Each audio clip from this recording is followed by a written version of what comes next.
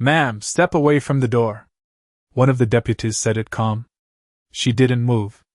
Her fingers stayed locked on me. Like I didn't belong here. Like I was some stranger who picked the wrong place, wrong time. Red and blue lights kept spinning across the cabin walls, flashing through the tall pine trees.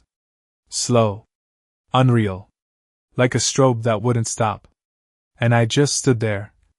On that old wooden porch. The same boards I used to run across as a kid, now creaking under my boots. Like they didn't recognize me anymore.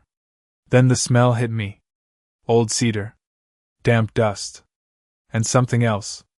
Something off. That's when I saw it. The door. A brand new lock drilled into it. Clean metal, where there should have been worn brass. And just like that, I knew. This wasn't a mistake. This was deliberate. She was still talking. Louder now. Telling the dispatcher how she caught me trying to break in. Her voice sharp. Confident. Too confident. Like she'd rehearsed this. Like she already decided how this was going to end. Behind her, neighbors gathered at the edge of the gravel drive. Arms crossed. Watching. Whispering. Judging. You know that moment. When people decide the story before they know the truth? Yeah. That was happening. And I didn't say a word. Not yet. Because something about the way she stood there, blocking the door, acting like she owned it, told me she'd already gone too far to back down. Gravel crunched. Another cruiser pulled up. Slower this time. More deliberate. I caught the driver's eyes for half a second. Just a flicker. But it was enough. He wasn't seeing what she thought he was seeing. And that's when I noticed it. The sign. Hammered into the dirt beside the steps. Bright white. Fresh paint. Private property. Too clean. Too new. Like it had been put there in a hurry. That didn't sit right. Not with the lock. Not with the way it gleamed under those flashing lights. Not with the way she kept glancing back at the cabin. Like she was making sure something stayed hidden. The air felt tight. Heavy. Like everything was balancing on something thin. Something about to snap. She stepped closer to the deputies. Voice lower now. Controlled. New tactic. I've got paperwork, she said, tapping a folder against her palm. This place has been mine for months. Months. That word hit different.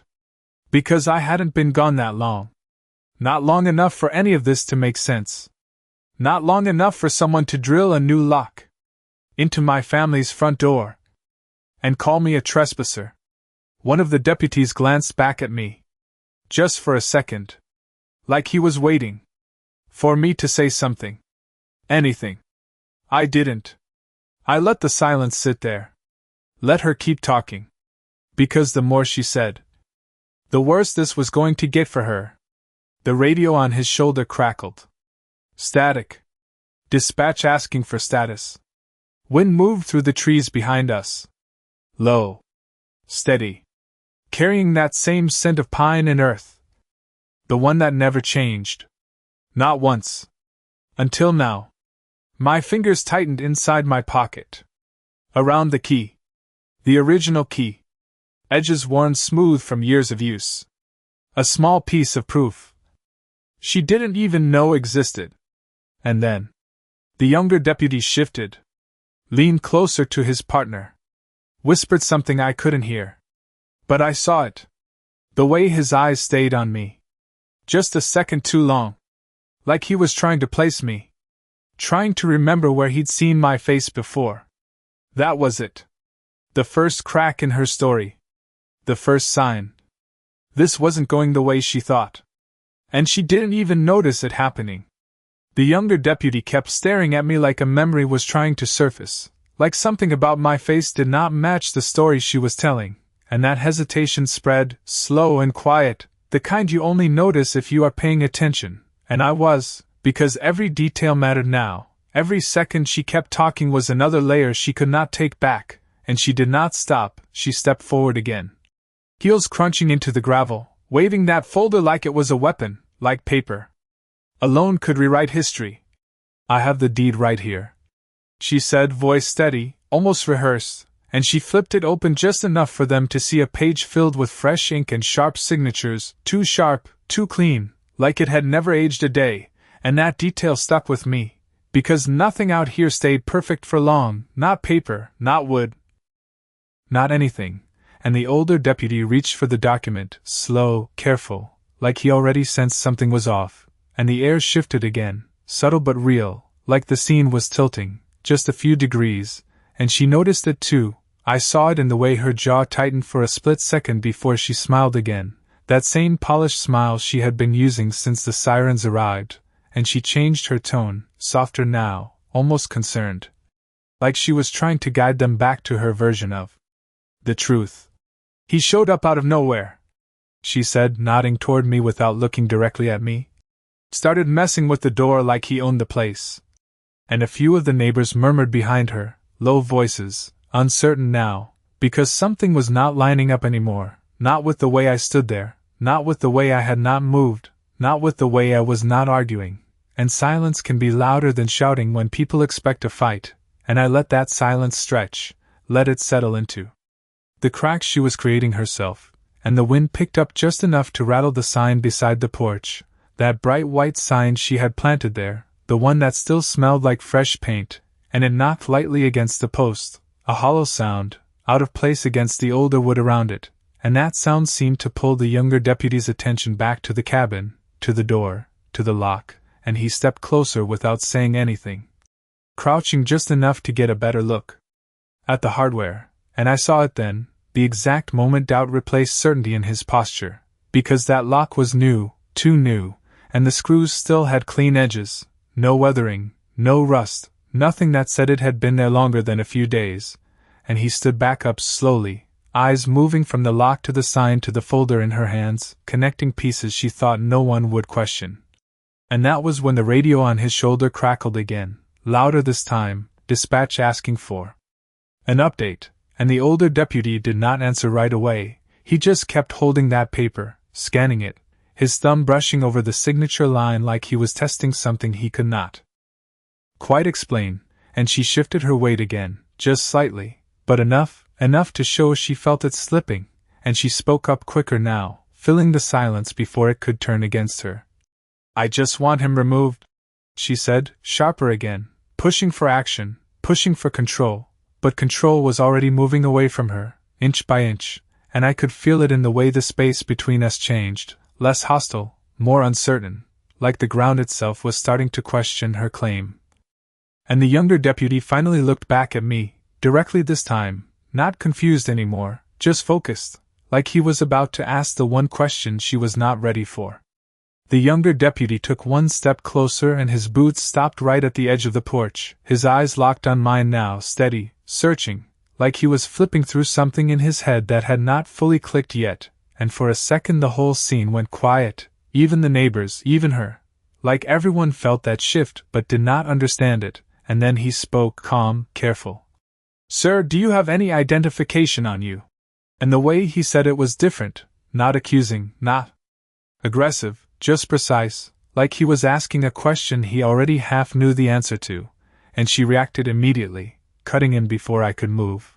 He does not need to show you anything.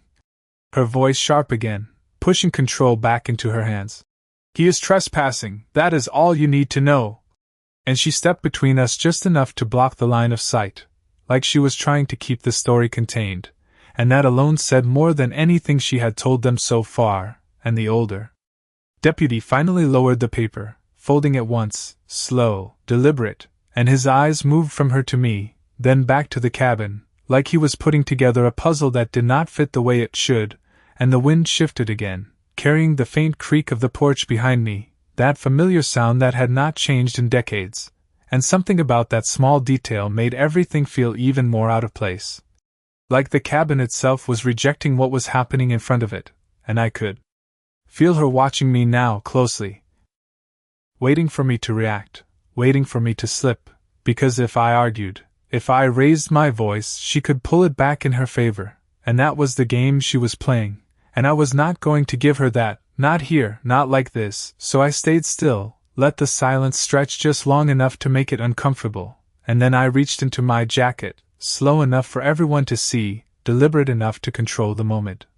And I heard the faint shift of fabric, the small metallic sound from inside my pocket, and her posture changed instantly, just a fraction, like she realized something was happening but could not stop it anymore, and one of the neighbors took a half step forward, curiosity replacing judgment, because now they could feel it too, that something was about to turn, and the younger deputy did not move, he just watched my hand, focused, ready. Like he understood this was the point where everything would either confirm her story or break it completely, and the older deputy straightened slightly, attention sharpening, the radio on his shoulder going quiet again as if even that background noise knew to wait, and I pulled my hand out slowly, not rushing it, not hiding it, just letting the moment breathe, because timing matters more than words sometimes, and she opened her mouth again, probably to interrupt, probably to regain control, but the words never came out. Because the look on the younger deputy's face changed first, subtle but undeniable, recognition.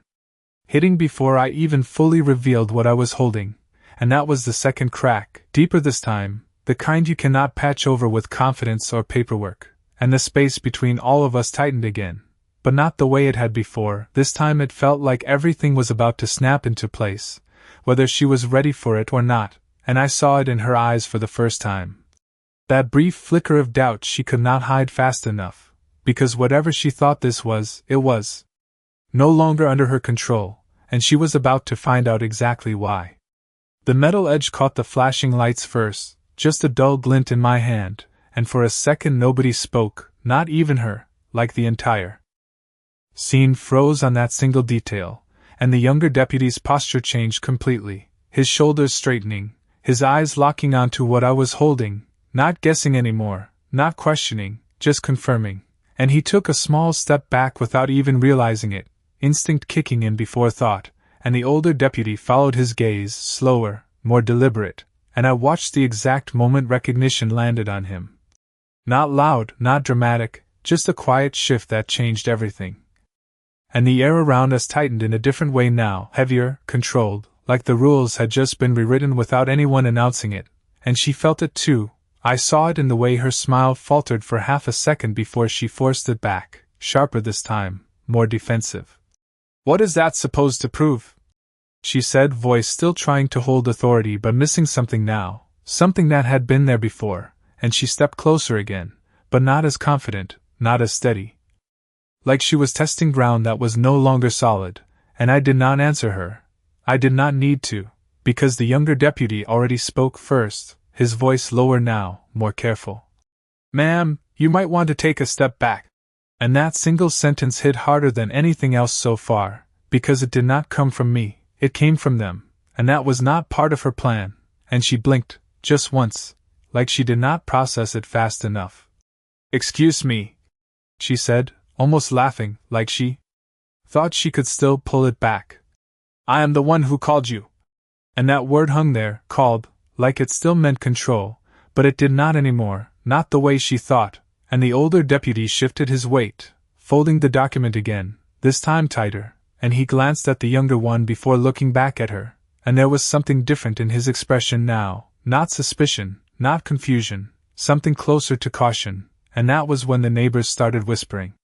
Again, quieter this time, not as certain, because they could feel the shift even if they did not understand it yet, and the wind pushed through the trees again, stronger now, carrying loose dust across the gravel, rattling that bright white sign harder against its post, and the sound cut through the silence in a way that felt wrong, like something temporary was trying to hold its place against something permanent, and she noticed the deputies were no longer looking at me the same way, no longer seeing a problem to remove, but something else entirely, and her voice tightened, faster now. "He is trespassing, you need to remove him from my property." And she pointed again, sharper, like she could force the scene back into her version if she just pushed hard enough, but neither of them moved, not toward me, not away from her, they just stood there, watching, measuring, recalculating, and that hesitation spread again, thicker this time, because once authority hesitates, everything changes, and I could feel it settling in, that quiet shift in control, not loud, not obvious, but undeniable. And the younger deputy finally took a slow breath and adjusted his stance, turning slightly toward her instead of me, just enough to show where his attention had moved, and that was the moment her confidence cracked for real, not fully, not yet, but enough to show she knew something had gone wrong, something she could not fix with a folder or a story, and she glanced at the cabin again, quick, almost reflexive, like she was checking something behind her, something she did not want anyone else to see. And that single glance said more than anything she had told them so far.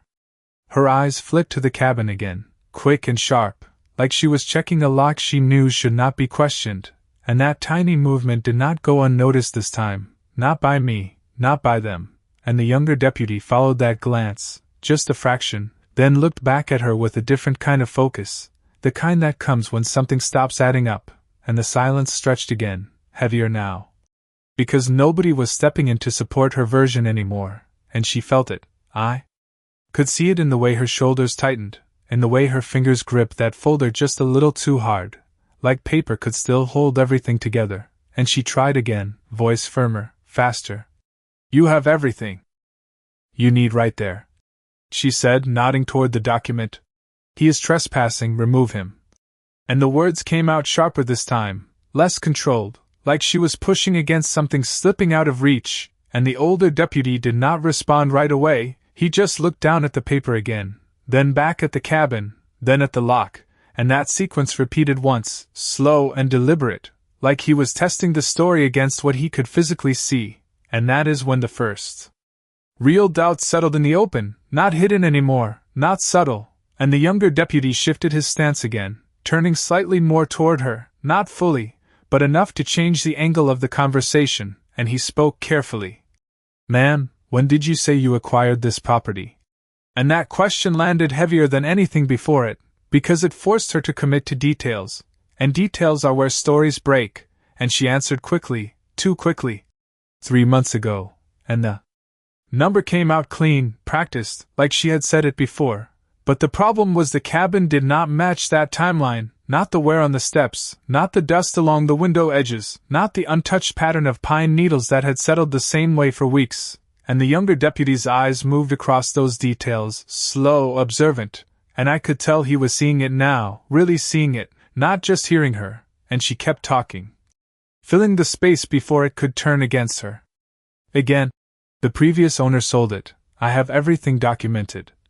And she tapped the folder again, harder this time, like she needed that sound to anchor her, and behind her the neighbors were quieter now, their whispers fading, replaced by that same uncertainty spreading through the group, because confidence is contagious, but so is doubt, and the wind pushed through the trees again, carrying that dry scent of pine and dust, brushing against the cabin walls, and I noticed something else. Something small but clear, the windows, they had not been opened, not recently, the faint film of dust along the edges still intact, untouched, and that did not match someone living here, not for 3 months, not even for 3 days, and the younger deputy noticed it too, his gaze lingering just a second longer than before, and then he looked back at her, and this time there was no confusion left in his expression, just quiet calculation, and that was when the older deputy finally folded the document closed, firm, decisive, and held it at his side instead of in front of him, a small change. But it shifted the entire balance of the scene, because he was no longer validating her claim by examining it, he was done with it, at least for now, and she saw that she had to, because her next breath came slower, less steady, like she was adjusting to a situation she no longer controlled, and the air felt different again, tighter, like everything was narrowing toward a single point, and she tried one more time, softer now, almost persuasive. Look, I just want this handled properly, she said, but the authority was gone from her voice, replaced by something thinner, something uncertain, and the younger deputy did not respond immediately. He just glanced once more at me, then back at her, and in that pause, in that silence, it became clear she was no longer the one directing what happened next. The moment stretched just long enough to feel uncomfortable, like everyone was waiting for something that had not been said yet, and the younger deputy finally broke it, his voice steady but lower now. "Ma'am, I am going to need you to step back from the door." And this time there was no softness in it, no attempt to reassure, just a clear line being drawn, and that shift landed hard, because it was no longer a suggestion, it was direction, and she froze for a fraction of a second before reacting, her eyes widening just slightly, like she did not expect that command to be aimed at her, not here, not in front of everyone, and she let out a short breath that almost sounded like a laugh, but it did not carry the same confidence as before. "I think you are misunderstanding," she said quickly, stepping sideways instead of back, trying to keep her position without openly refusing. "This is my property." And she tapped the folder again, softer now, like she was testing if it still held any weight, and the older deputy stepped forward just enough to close that distance, not aggressive, not rushed, but firm, controlled, and he gestured toward the porch, toward the door, toward the lock that still looked too new against the old wood, and his eyes did not leave hers when he spoke. "We are going to sort that out, but right now I need space here." And that was it, simple, direct, and it shifted everything again, because the authority she had been leaning on was no longer hers, not even partially.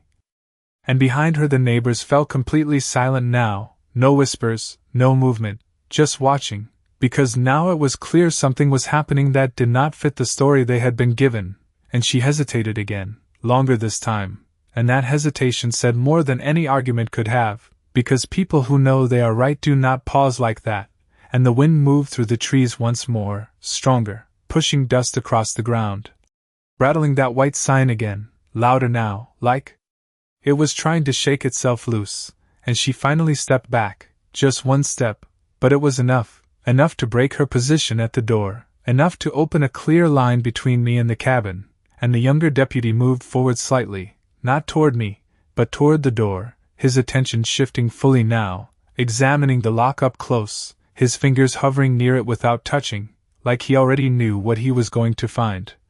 And the older deputy turned his head slightly, speaking into his radio, his voice low and controlled, giving a quiet update that I could not fully hear, but I caught one word clearly: verification, and that word hung in the air like a marker, like everything from this point on would be measured against something real, something documented, not just claimed, and she heard it too.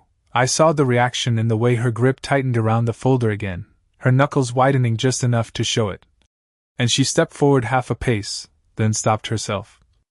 Like she realized moving closer would only make things worse now, and her eyes flicked to me again, sharper this time, searching, trying to read something she had missed before, something she should have noticed earlier, and that was the moment it shifted fully for her, the realization that this was not unfolding the way she had planned, not even close, and the younger deputy straightened up from the door, turning slightly toward his partner, giving a small nod, nothing dramatic, just confirmation, and that nod carried weight, because it was based on what he could see, not what she had said. And the older deputy finished speaking into the radio and lowered it slowly, his gaze returning to her, steady, measured, and there was no uncertainty left in it now, only process, only procedure. And that was when the air changed again, quieter, tighter, like everything was narrowing toward a decision she could no longer influence, and she took a slow breath, her posture stiff, her expression controlled but thinner now, like it was holding together by habit more than certainty, and for the first time since the sirens arrived. She did not speak immediately, because whatever came next was no longer hers to shape.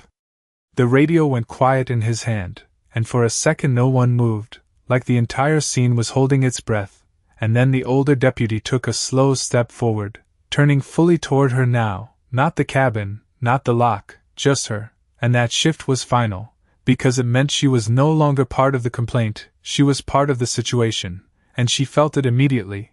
I saw it in the way her shoulders stiffened, in the way her eyes narrowed just slightly as she tried to hold her ground. "Is there a problem?" she asked, voice controlled but thinner now, like it was stretched too tight, and he did not answer right away. He just studied her for a moment, the kind of pause that comes when someone is deciding how to proceed, not whether, and the younger deputy moved off the porch, giving space, but not stepping away, just repositioning, watching both of us now, and the neighbors shifted again behind her, subtle movement. but enough to show they were no longer standing with her, just observing, waiting, and the wind dropped for a moment, leaving the air still, quiet, almost heavy, and that silence made every small sound sharper, the creak of the wood under my boots, the faint rustle of paper in her hand, the distant hum of an idling engine, and in that stillness, the older deputy finally spoke, calm, direct. "Ma'am, we are going to need to verify your documentation through the county records."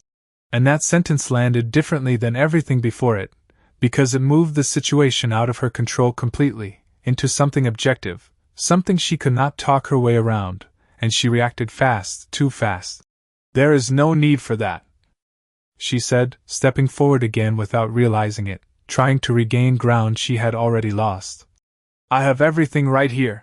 And she lifted the folder slightly, but it did not carry the same weight anymore, not after everything they had already seen, not after the lock, the dust, the timeline that did not fit, and the older deputy did not even look at it this time. He just held his position, steady, unchanging, and that was when the first real crack showed in her expression, not just doubt, but something closer to concern, because she understood now that this was no longer about convincing them, it was about proving something she might not be able to prove, and the younger deputy glanced toward the road for a moment, like he was expecting something, or someone, and that small detail shifted the air again, adding a layer she had not accounted for, and she noticed it too, her eyes following his briefly before snapping back. Faster now, more alert, and she took a breath. Slower this time, like she was recalibrating, trying to find a new angle. "Look, I just bought this place. Everything was handled through a private sale," she said, voice steadier again but lacking that earlier certainty, and the older deputy nodded once, not in agreement, just acknowledgement, and then he asked the one question she was not ready for. "Who handled the transfer?" And that question hung in the air longer than it should have, because she did not answer right away, not this time. And that hesitation was louder than anything she had said so far, and the neighbors felt it too. I could see it in the way they leaned slightly forward, attention tightening, because now it was clear something was not right, not just unclear, but wrong, and she finally spoke, but slower now, choosing her words. "It was all legal," she said, avoiding the question without answering it, and that was enough for the older deputy to shift his stance again, firmer, more official, like he had reached a point in the process where things moved forward regardless of what is said next, and the younger deputy's gaze returned to me briefly, then back to her, and in that exchange, silent but clear, the direction of the entire situation locked into place, and she saw it, she had to, because her grip on that folder tightened again, her posture rigid, her confidence no longer leading the moment, just reacting to it, and somewhere down the road, faint but unmistakable, another vehicle engine began to approach. The low hum of that approaching engine grew louder, steady, deliberate, and every head turned toward the road without anyone saying a word, because something about the timing felt too precise to ignore, and she noticed it instantly, her eyes snapping in that direction, sharp, calculating, like she was trying to figure out whether this was part of her plan or something else entirely, and the younger deputy shifted his stance again, squaring his shoulders toward the driveway now, his attention split between her and whatever was coming up that gravel path, and the older deputy did not move, not yet, he just stood there watching her, measuring every reaction, every flicker of hesitation she could not hide fast enough, and the engine noise cut through the still air as the vehicle rounded the bend, tires crunching over loose stone, slow enough to signal intent, not urgency, and that detail mattered.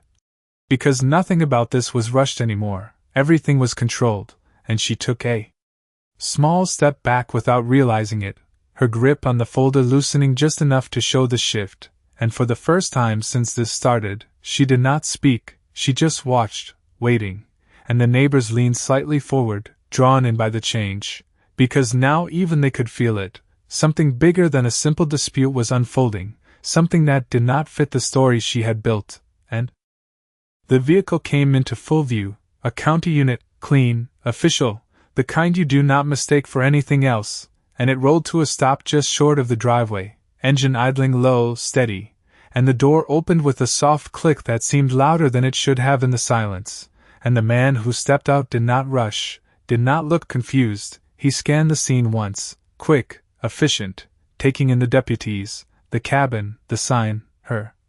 And then his gaze landed on me, and held there for just a second longer than necessary, and that was enough to confirm this was not random, not coincidence, and the younger deputy straightened slightly, almost instinctively, like a line had just been drawn in a way that did not need explanation, and the older deputy shifted his weight, turning just enough to acknowledge the new arrival without breaking focus on her, and she saw all of it, every small change, every subtle adjustment, and her posture tightened again, sharper now, like she was bracing against something she could not stop, and she finally spoke, but her voice did not carry the same certainty.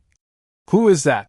she asked, quick, controlled, but there was an edge now, something closer to concern than authority, and no one answered her, not right away, because the answer was already unfolding in front of her, and the man from the vehicle took a few steps forward, boots steady on the gravel, and the faint metallic sound of his radio clipped against his belt broke the silence. In a way that felt deliberate, grounding, official, and he stopped just at the edge of the group, close enough to be part of it, far enough to observe everything clearly, and his eyes moved once more across the scene, slower this time, confirming what he had already seen, and then he nodded, not to her, not to the deputies, but slightly, almost to himself, like something had just been verified without words. And that small motion carried weight, because it meant whatever came next was already decided, at least for him, and she felt it. I saw it in the way her shoulders stiffened again, her breath slowing, her grip tightening back around that folder like it was the last thing she could still control, and the wind picked up once more, pushing through the trees, carrying dust across the ground, rattling that bright white sign again, louder now, like it was trying to hold its place against something that no longer recognized it, and the man took one final step forward, his gaze steady, his presence quiet but undeniable, and in that moment, the balance shifted completely, not gradually, not subtly, but all at once. And she knew it. He did not raise his voice when he spoke, and that was the first thing that made it land harder than anything else. "That will be enough," he said, calm, even, and both deputies shifted instantly, not dramatically, just a subtle straightening, a recognition that did not need explanation, and her eyes locked onto him now, searching, trying to place him, trying to understand why the entire tone of the scene had changed without anyone announcing it, and she stepped forward again, just half a step, like she was trying to regain footing. "Excuse me, I called this in," she said, her voice tighter now, controlled but strained. "This man is trespassing on my property." And she pointed at me again, but the gesture did not carry the same force, not anymore, and he did not even look at her hand, he just kept his gaze steady, then glanced once at the cabin, at the lock, at the sign, taking it all in with a single sweep, and that small movement felt final, like a checklist being completed, and the older deputy shifted slightly to the side, giving him a clear line, not stepping back, just making space, and that alone told everyone watching exactly where authority had settled, and the neighbors went completely still now, no whispers, no movement, just watching, because now it was obvious this was no longer a simple call, not even close, and she felt it fully this time. I saw it in the way her jaw tightened, in the way her grip on that folder stiffened again like it was the only thing she had left, and she tried once more, faster now, words coming out sharper. "I have documentation, everything is legal." And she held the folder up slightly, but no one reached for it, no one even looked at it, and that was the moment it lost whatever power it had before, and the man nodded once, slow, acknowledging the words but not the claim, and then he finally turned his attention to me, just for a second, and that glance carried everything that needed to be said without a single word, and when he looked back at her, the tone of the entire moment had already shifted beyond recovery, and he spoke again, still calm, still controlled. "Ma'am, we are going to verify ownership through county records before anything else happens here." And that sentence closed the space she had been trying to hold open, because it moved everything into a process she could not control, and she reacted immediately. "That is not necessary," she said, quicker now, her voice breaking just slightly at the edge, and that small break was enough, Enough to confirm what the deputies had already begun to see, and the younger deputy stepped forward just a fraction, not toward me, not toward her, just enough to reinforce the line that had been drawn, and the older deputy shifted his radio again, quiet, ready, and the man took one step closer to her, not aggressive, just present, and the air tightened again, final, decisive, and for the first time since this started, she did not have a response ready, not one that fit the situation anymore, and the wind moved through the trees once more, softer now, carrying that same old scent of pine and dust, grounding everything back to what it had always been, not what she tried to make it, and I felt the key still in my pocket, solid, unchanged, a small piece of truth she had never accounted for, and she looked at him again, searching, uncertain now, because whatever she thought she was controlling had slipped completely out of her hands, and she had no idea who she was actually standing in front of.